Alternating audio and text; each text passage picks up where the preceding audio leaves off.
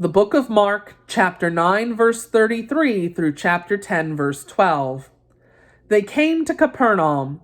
When he was in the house, he asked them, "What were you arguing about on the road?" But they kept quiet because on the way they had argued about who was the greatest.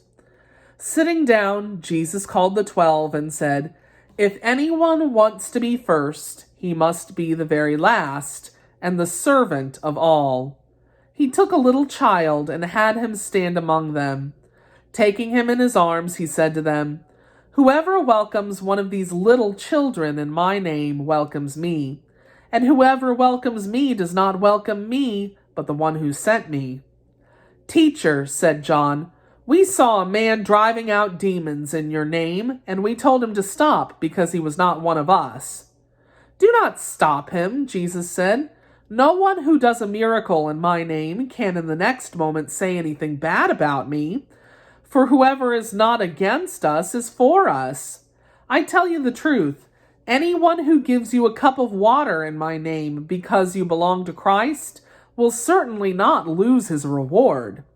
And if anyone causes one of these little ones who believe in me to sin, it would be better for him to be thrown into the sea with a large millstone around his neck.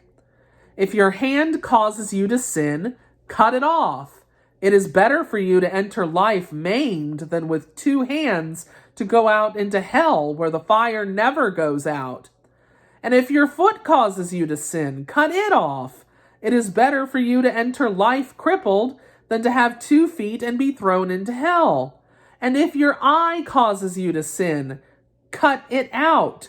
It is better for you to enter the kingdom of God with 1 eye than to have 2 eyes and be thrown into hell, where their worm does not die and the fire is not quenched.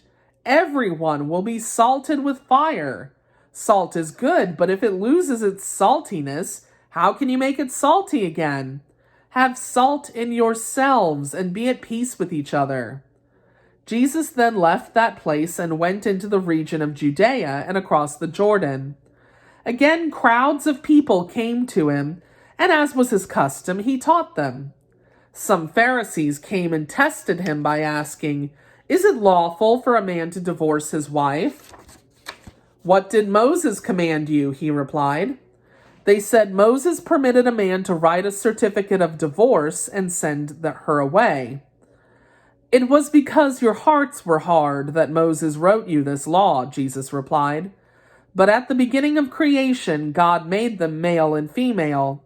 For this reason, a man will leave his father and mother and be united to his wife, and the 2 will become one flesh, so they are no longer 2, but one.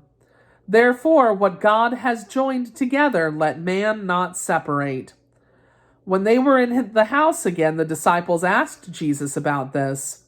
He answered, "Anyone who divorces his wife and marries another woman commits adultery against her.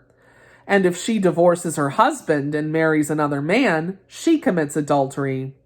The word of the Lord.